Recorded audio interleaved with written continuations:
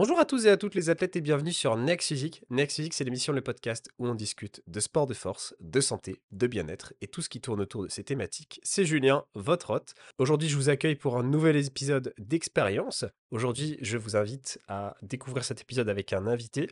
Ça fait un moment que j'ai pas fait d'épisode avec un invité. Notre invité, c'est Dino. Aujourd'hui, Dino, c'est un ami, c'est aussi un élève que je coach depuis quelques temps. Et aujourd'hui, on va discuter du passage entre l'entraînement à la maison à la salle de sport. Effectivement, il y a des enjeux derrière. On va discuter un petit peu d'autres choses aussi avec Dino, de son expérience, de l'évolution qu'il a pu connaître, puisqu'effectivement, sur cette pratique, Dino, c'est quelqu'un à la base qui n'était pas du tout dans la musculation. On est aujourd'hui sur aussi un sujet sur qu'est-ce que ça a changé pour lui. Et en vrai, il avait beaucoup d'a priori sur la muscu. Pour lui, c'était pas son truc. Il aimait juste se dépenser en course et en sport collectif, le foot et le basket après. Et bref, qu'est-ce qui a changé? Dino, je vous l'invite aujourd'hui sur ce podcast parce que pour moi, il a un franc-parler et surtout, il s'exprime bien. C'est hyper intéressant. Il a un très bon mindset. Il est très intéressé d'ailleurs par les sujets qui concernent cela.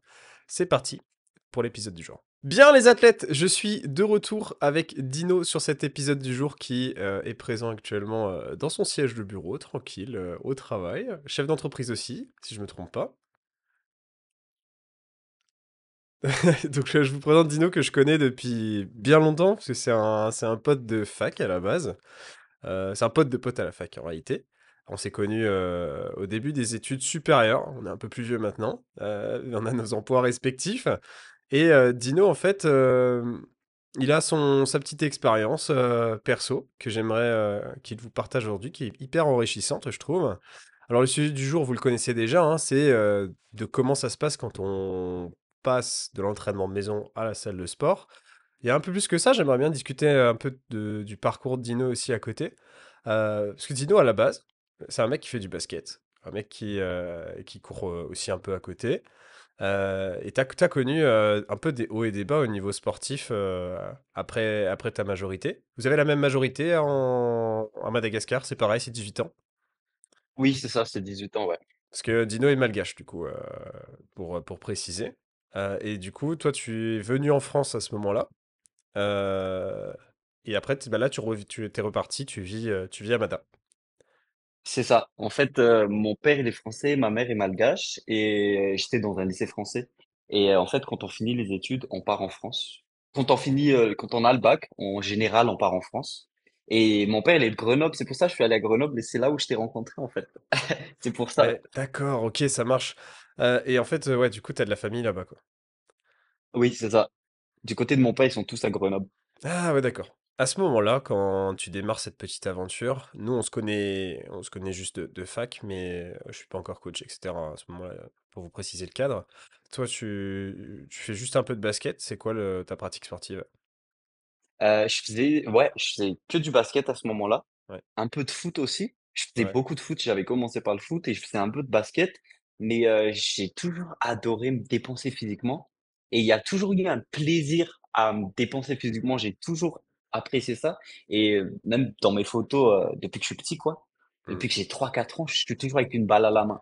Ouais, ouais, ouais. Et ça, c'est un truc qui va pas changer. Non, bah, du coup, non. Même courir, j'ai toujours aimé ça. J'ai toujours kiffé courir et tout. C'est vraiment, j'ai adoré ces sports, en tout cas. Et du coup, donc toi, ça a toujours été plus le basket ou ouais, c'était foot à la base et c'est devenu le basket après, avec l'âge. Foot et après basket. Ok. Ok, ok. Bon, le débat du jour, c'est pas sur le basket. On va plutôt discuter de la pratique évolutive que tu as eue maintenant. Du coup, à ce moment-là, effectivement, tu fais un peu de sport. Qu'est-ce qui s'est passé après? En fait, je faisais du sport, mais j'avais aussi pas mal de problèmes d'anxiété et cetera. Du coup, j'avais totalement arrêté le sport pendant 2 ans. J'avais arrêté mes études, je suis allé travailler à Paris et à Londres et cetera. Du coup, j'avais plus trop le temps pour le sport et j'avais pris 20 kilos entre, entre mes 18 ans quand j'ai quitté Madagascar et le plus haut poids que j'ai eu, c'était ouais, 87 kilos. J'avais pris 20 kilos. Et là, je m'étais dit, c'est pas possible, faut que. Parce qu'en fait, Hmm. j'arrivais même plus à faire les sports que j'aimais. Quand je marchais un peu longtemps, j'étais fatigué, je commençais à m'essouffler, etc. Je me suis dit, c'est pas possible. Et j'étais tout le temps fatigué, je me regardais dans le miroir, j'avais des cernes et tout. Et du coup, ça, c'était 5 ans après mon arrivée en France. J'ai pris 20 kilos du coup en 5 ans. Et là, je me suis dit, non, faudrait que je perde un peu de poids pour me sentir mieux dans mon corps et dans ma tête. Ok. Ok. Ouais. Et à ce moment-là, du coup, je t'avais déjà contacté, mais j'avais pas suivi de programme encore. Ouais. Bah, en fait, à ce moment-là, moi, c'était le début de mon expérience où j'aidais les gens, en fait, mais j'étais concentré sur la nutrition à ce moment-là. Je faisais beaucoup de recettes. Mais je sais que tu suivais ça, je m'en rappelle. Mhm. Ouais, je suivais beaucoup parce que je te disais souvent, ah, j'aime bien ce que tu fais, ça me motive, etc. C'est vrai que quand on était à la fac, tu avais fait une séance de sport. D'ailleurs, j'aimerais qu'on en reparle de ça, mais cette séance qu'on avait fait à la salle, je me rappelle, tu étais hyper dubitatif sur la séance qu'on a fait, hein.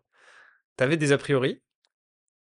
Ouais, parce que je me suis dit, c'est parce que tu sais, j'ai jamais été coaché, on m'a jamais donné de conseils, etc. Et du coup, je me suis dit, est-ce que ce qu'il me fait faire là, ça va vraiment marcher? Est-ce que ça va vraiment faire la diff? Là, je me suis dit, mais c'est trop dur. Hmm, Pourquoi c'est aussi intense et tout, tu vois? ouais. Et d'ailleurs, t'as mis aucune suite à cette partie de renforcement que t'avais démarré un peu avant l'heure finalement. Ça a été complètement passé de côté cette partie renfo à ce moment-là. Ouais, je te cache pas, franchement, ben parce que je trouvais pas, pour être honnête à 100%, je trouvais pas l'intérêt à cette époque. Ouais, J'avais pas les connaissances ouais, je me doute, hein. nécessaires, etc. Et du coup, je me suis dit, non, mais pourquoi je vais aller à la salle? Tu sais, quand tu fais du basket ou du foot, tu bouges beaucoup. Il se passe plein de choses. Et pour moi, aller à la salle, ça a toujours été un truc statique. Je suis là, je me regarde dans le miroir, que les gros clichés, tu vois. Hmm, Et hmm, du coup, je suis là dans le miroir, etc. Et du coup, j'ai jamais continué. J'ai essayé de faire un peu de street workout, hmm. mais j'ai vite abandonné, c'était trop dur. Je me suis dit, ouah, c'est pas possible, je vais mourir, c'est impossible. Et Et, du coup, j'ai pas que, j'ai plus fait de renfort, en fait. J'allais que courir et je mangeais un peu plus sainement. et du coup, t'as démarré à la maison. C'est ça. J'ai démarré à la maison parce que mon père, lui, il fait de la muscu depuis 20 ans. Ok. Mais à sa manière, à sa dose. Mais du coup, il avait des haltères, il avait un banc, etc. Donc c'est pour ça et il y avait déjà des élastiques. Donc c'est pour ça que j'ai commencé à la maison. Ouais. Et du coup, ton père, c'est plutôt sérieux ou c'est juste pour s'entretenir? En fait, non, non, lui, c'est juste pour s'entretenir. Ok. Donc, c'est bien. Ouais. Mais C'est il très bien. fait tous les jours. Tous les jours depuis Ah ouais. 20 ans, ouais, Tous les jours. Ah il ouais. skip jamais. Je l'ai rarement vu skip. Enfin, tous les jours, on va dire euh, 5 fois dans la semaine, je veux dire plutôt les jours de la semaine, tous les jours de la semaine, et le week-end, Ouais. il est en repos, mais il skip rarement. Ouais. Et c'est bien, hein. C'est vraiment bien. Et du coup, ça lui permet de mieux vivre derrière. Ok, c'est super. Et toi, du coup, t'as démarré, t'as utilisé les équipements qu'il y avait déjà à dispo. On a démarré ensemble là-dessus ou t'avais déjà démarré un peu de ton côté? Non, moi vraiment, j'ai démarré avec toi. Ouais. Mon père, ça fait 10 ans, il me dit, viens, pousse avec moi, etc. Viens, on fait des séances ensemble. J'ai dit, non, mec, c'est pas pour moi, désolé. Et il était très content d'ailleurs quand je lui ai dit, bon, passe-moi les haltères, passe-moi le banc, on va s'entraîner. Ouais, il est temps. Est-ce que tu t'entraînes avec lui, ça t'est déjà arrivé? Non, du coup, ça, c'est pas arrivé parce que il a des horaires un peu spéciales. Du coup, il s'entraîne à des heures où moi je m'entraîne pas. Donc, D'accord. on s'entraîne pas ensemble. Ouais. Et du coup, tu démarres à la maison. C'est difficile, le départ. Comment tu le vis? Franchement, je vais pas te mentir, c'était très difficile parce que j'ai jamais soulevé de poids. Euh, Tout ça, c'est nouveau. Aller à l'échec. Waouh, c'était quoi ce concept, tu vois? Moi, je me suis dit, c'est quoi aller à l'échec? Pour moi, parce que euh, je suis quelqu'un qui va jamais au bout des choses en général. En Ouais, général, tu vois. Dès que c'est un peu difficile, j'abandonne. ouais. Donc, le concept d'aller à l'échec, pour moi, au début, c'était waouh. Tu vois, genre, se donner à fond, c'était très difficile, tu vois. Mmh. Et du coup, tu étais à la maison au départ. Ça a été un peu difficile. Après, c'était plus facile. Qu'est-ce qui fait que tu es passé en salle de sport? En fait, plein de choses. Euh, j'a- j'ai- le truc, le truc à la maison, c'est que, en fait, quand tu passes de la maison à la salle, il se passe plein de choses parce qu'à la maison, il y a l'environnement qui peut nuire à tes performances, on va dire, ou à ta concentration. Ok. Je m'explique.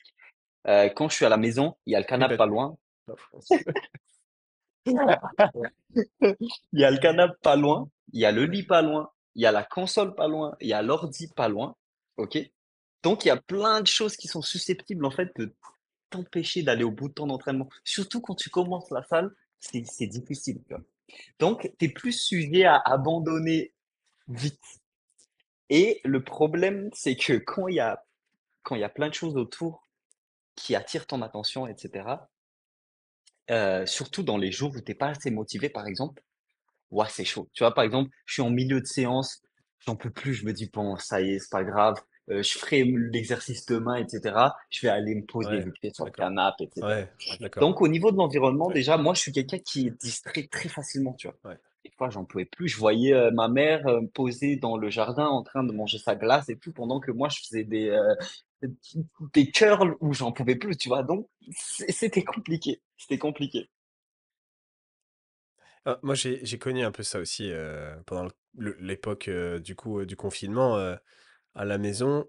Au début, j'étais hyper motivé parce qu'en fait, c'était neuf, il fallait trouver des techniques d'entraînement, se débrouiller un peu avec ce qu'on avait. Vraiment, genre, vraiment, c'était. Je sais pas si tu m'avais suivi sur Insta à cette époque-là, je faisais des trucs, c'était n'importe quoi.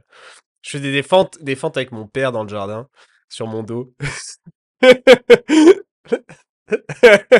portais mon père, je faisais des fentes, on faisait des Comment tours. tu agrémentes après? Ah, en vrai, je lui ai dit de prendre un sac à dos. Je lui ai dit, ouais, faut te lester un peu plus. C'était vraiment nimp. Mais du coup, à cette époque-là, c'est vrai que j'ai connu ça dans un deuxième temps, parce que c'était trop long en vrai, 2 ans là. Et dans un deuxième temps, là, j'ai commencé à de moins en moins à réussir à me donner.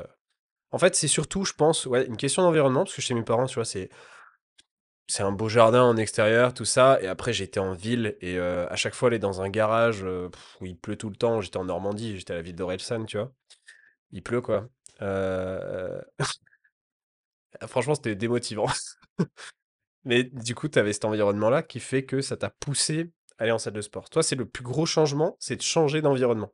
Il y a déjà, parce qu'au début, en fait, il y a l'environnement, c'est un premier truc. Deuxième truc, c'est le fait que je voulais progresser un peu plus.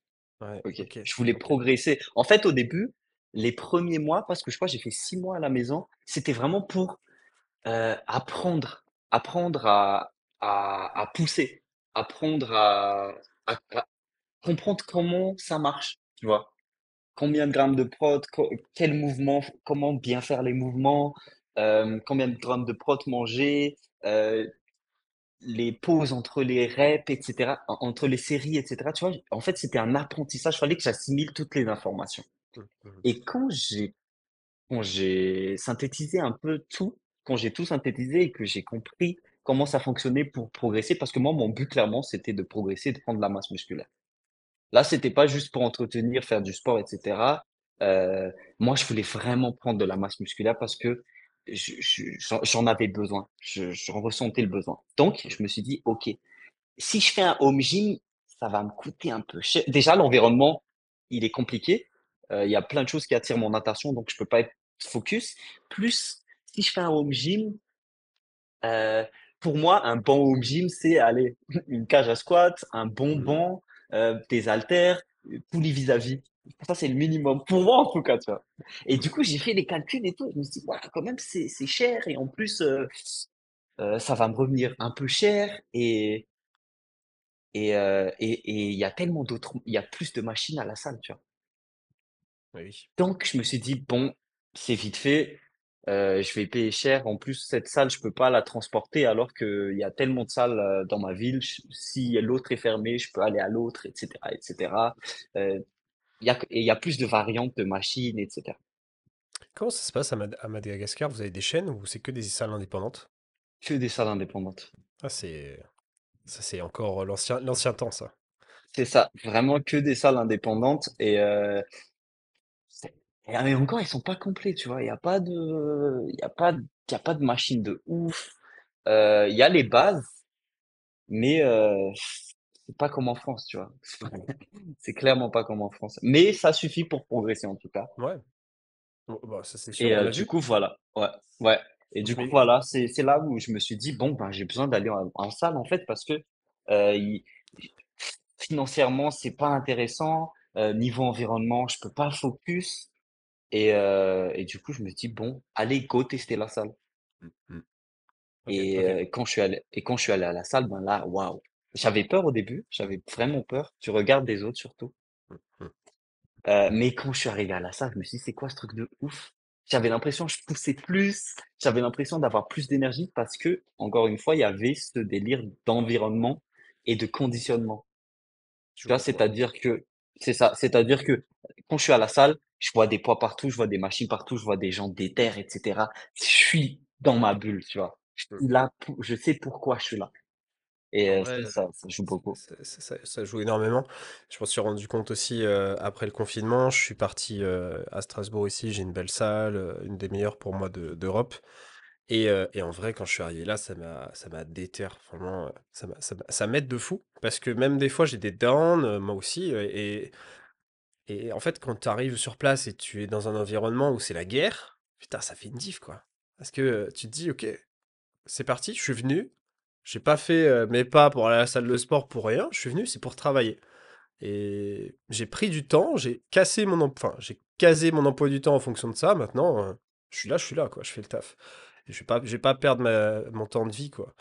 Et du coup, franchement, ça joue de fou. Et tu vois, même moi, tu vois, j'y ai déjà pensé, on m'a déjà demandé, parce que bon, je commence à avoir un peu de bouteille, tout ça. On me dit, ouais, est-ce que tu comptes faire ta salle? En fait, j'ai déjà essayé le home gym et maintenant, j'y vais plus.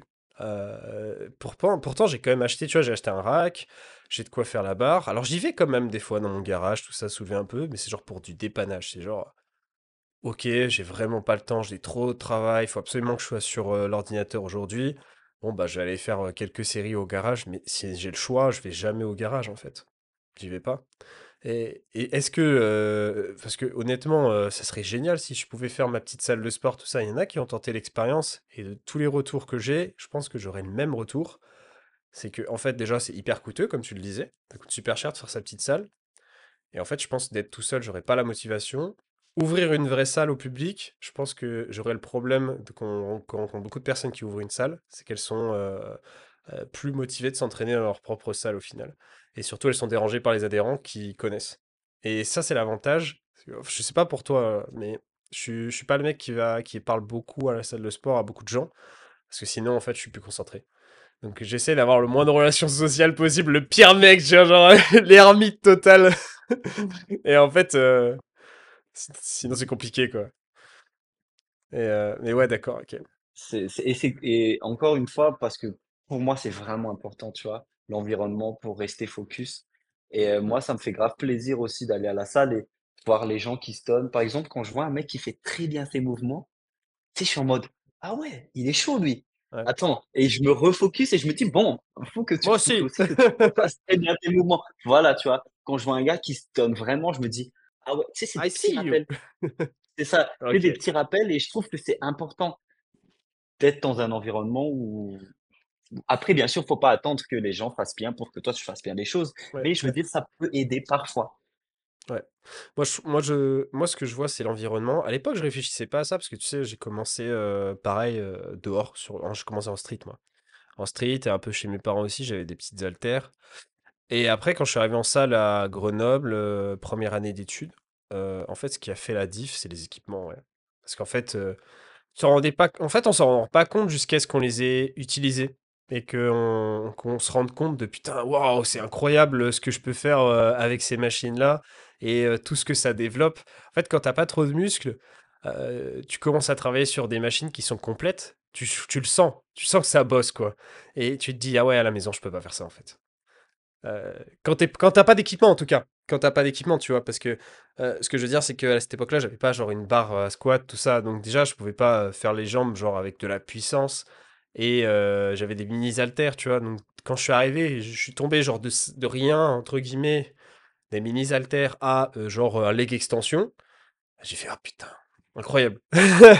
J'allais justement te dire, leg curl, leg extension, c'est tellement différent à la salle. T'es là, Ah oui, oui. waouh, il y a un monde, il y a un monde et c'est tellement mieux. Ouais.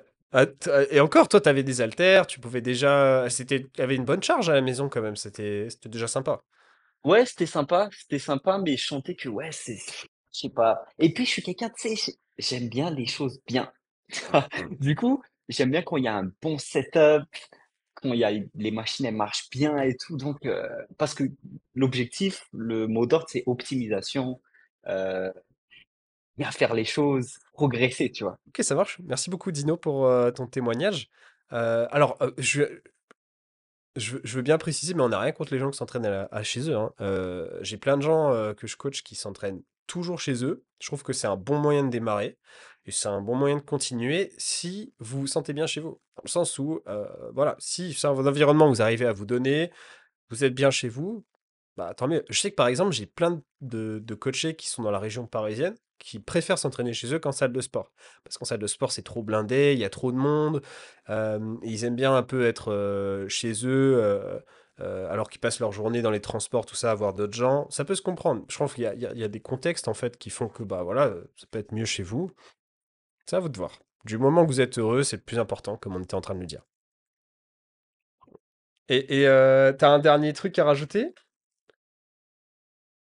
Ben, ce que j'ai à dire, c'est ouais, c'est comme tu as dit, tout dépend des objectifs et on peut progresser chez soi si on fait le nécessaire et tout. Ouais. Donc le plus important, c'est vraiment de kiffer le process.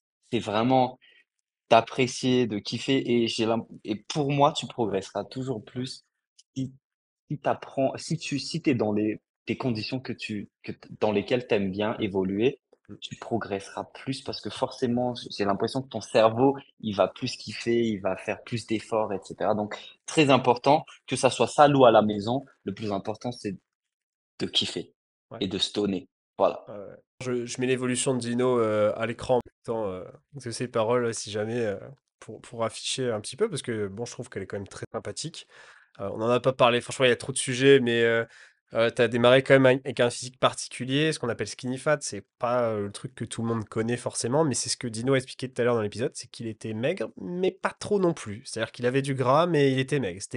Voilà, c'est ce qu'on appelle skinny fat, c'est le fait d'être un peu longiligne, mais en fait d'avoir du gras un peu de partout et d'avoir peu de masse musculaire. Bref, on s'arrête là-dessus, sinon le podcast va faire 3 heures.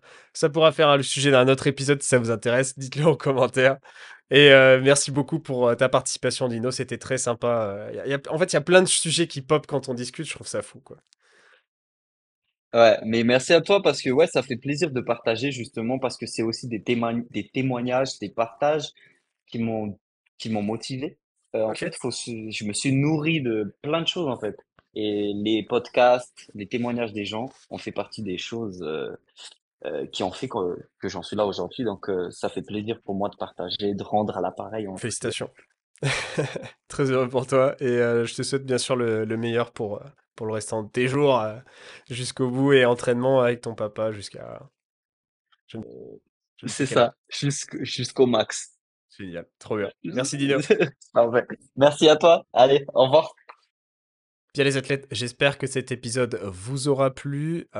Si ça vous intéresse, on a toujours des épisodes comme ça qui arrivent, dont un la semaine prochaine, qui sera cette fois-ci sur un autre passage transition. J'en dis pas plus, on se retrouve sur le prochain épisode pour vous qui sera normalement dans 10 jours. Un truc comme ça. Dans tous les cas, c'est très souvent le mardi où on se retrouve. Ce mois-ci, effectivement, nous avons 3 épisodes. Celui-ci qui est l'entrée. Ensuite, on aura ce deuxième épisode aussi qui est un épisode de transition. Et un dernier épisode en fin de mois. J'espère que ça vous a plu. N'hésitez pas à me le faire savoir en likant, en suivant le podcast. Vous le savez peut-être, mais il n'y a que 10% d'entre vous qui le font, qui suivent et qui aident le podcast. Ça m'aiderait énormément si vous m'aidiez en retour, si je vous ai aidé. N'hésitez pas à me rendre l'appareil aussi.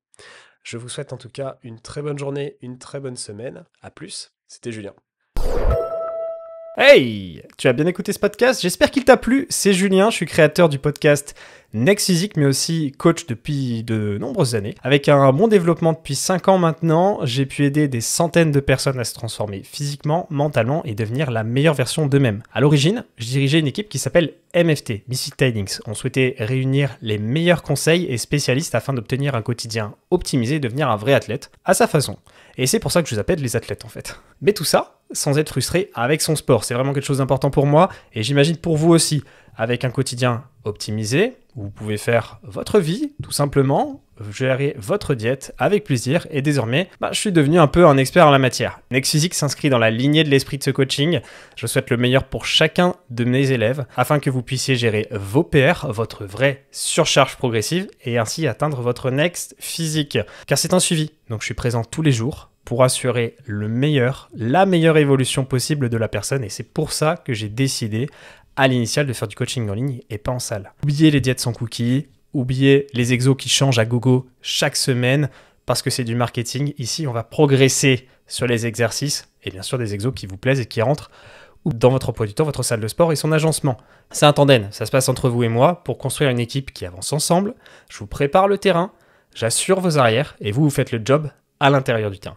Les coachings sont sur réservation. Si tu écoutes ce podcast, c'est que tu es intéressé par l'optimisation de tes résultats et je suis sûr qu'on ira du coup loin ensemble. Contacte-moi directement sur Instagram pour qu'on en discute et qu'on regarde mes disponibilités de réservation ou qu'on s'appelle tout simplement si tu veux qu'on en discute. Plus d'informations sur le suivi en lien en description.